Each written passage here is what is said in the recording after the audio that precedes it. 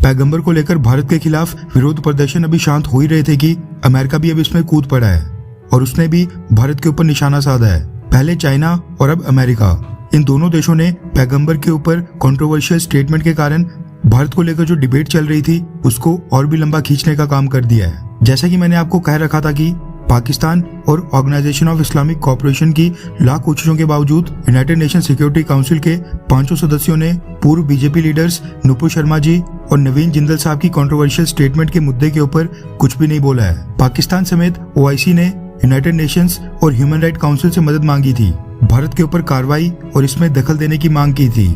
इसके बावजूद UN security council के परमानेंट मेंबर्स बिल्कुल चुप बैठे थे, या ये कह लो कि इस मसले को इग्नोर कर रहे थे।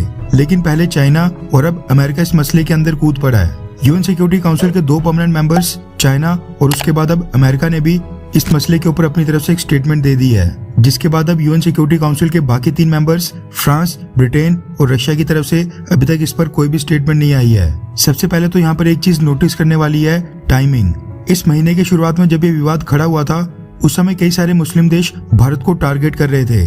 चाइना और अमेरिका ने इस मसले के ऊपर उस समय कुछ नहीं कहा था। इन दोनों के विदेश मंत्रालय के प्रवक्ता उस समय भी प्रेस कॉन्फ्रेंस किया करते थे और जब ये सवाल उनके सामने आता था तो वो इनको इग्नोर किया करते थे।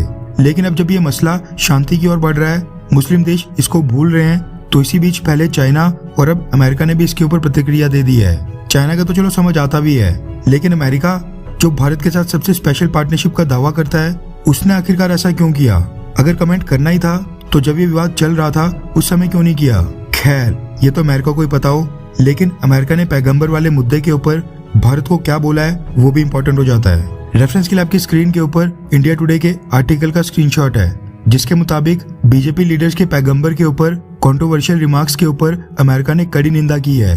अमेरिका की तरफ से स्टेटमेंट आई है कि ह्यूमन राइट कंसर्न्स और फ्रीडम ऑफ रिलीजन और बिलीफ को लेकर अमेरिका भारत के साथ लगातार कांटेक्ट में है और हम भारत को प्रोत्साहित करते हैं कि भारत में ह्यूमन राइट्स यानी कि मानवाधिकारों के सम्मान को बढ़ावा दिया जाए। रिपोर्ट्स के मुताबिक अमेरिका के विदेश मंत्रालय के स्पोक्स पर्सन नेड प्राइस प्रेस ब्रीफिंग कर रहे थे, जिस वक्त उन्होंने कहा कि भारतीय जनता पार्टी के 2 अधिकारी जो अब सस्पेंड कर दिए गए हैं, उन्होंने जो पैगंबर के ऊपर ऑफेंसिव यानी आक्रामक और आपत्तिजनक कमेंट किए थे, अमेरिका उसकी कड़ी निंदा करता है। अमेरिका को खुशी है कि दोनों बीजेपी लीडर्स को सस्पेंड करके पार्टी ने उनकी स्टेटमेंट की आलोचना की है। स्पोक्स पर्सन नेड प्राइस ने अमेरिका के विदेश मंत्री एंटनी ब्लिंकन की स्टेटमेंट की ओर इशारा करते हुए बोला कि human dignity, human respect, equality of opportunity और फ्रीडम ऑफ रिलीजन और बिलीफ, ये सब किसी भी लोकतांत्रिक देश के मौलिक सिद्धांत हैं। ये किसी भी डेमोक्रेसी की फंडामेंटल वैल्यूज हैं, जिसके लिए अमेरिका भारत ही नहीं बल्कि पूरी दुनिया में आवाज उठाता रहेगा।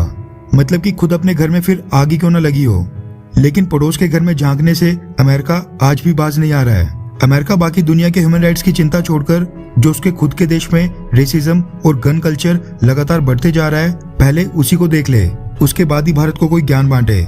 गौर करने वाली बात यह है कि अफगानिस्तान में गुरुद्वारे के ऊपर हुए हमले को 2 दिन से ज्यादा का समय हो गया है, उसके ऊपर अमेरिका की तरफ से अभी तक एक भी स्टेटमेंट नहीं आई है। वहाँ के सिखों के ह्यूमन राइट्स की कोई चिंता नहीं है, लेकिन इनको कई हफ्ते पहले के भारत के विवाद को दोबारा से खड़ा करना है। खैर, क्या आप अमेरिका को पसंद करते हैं?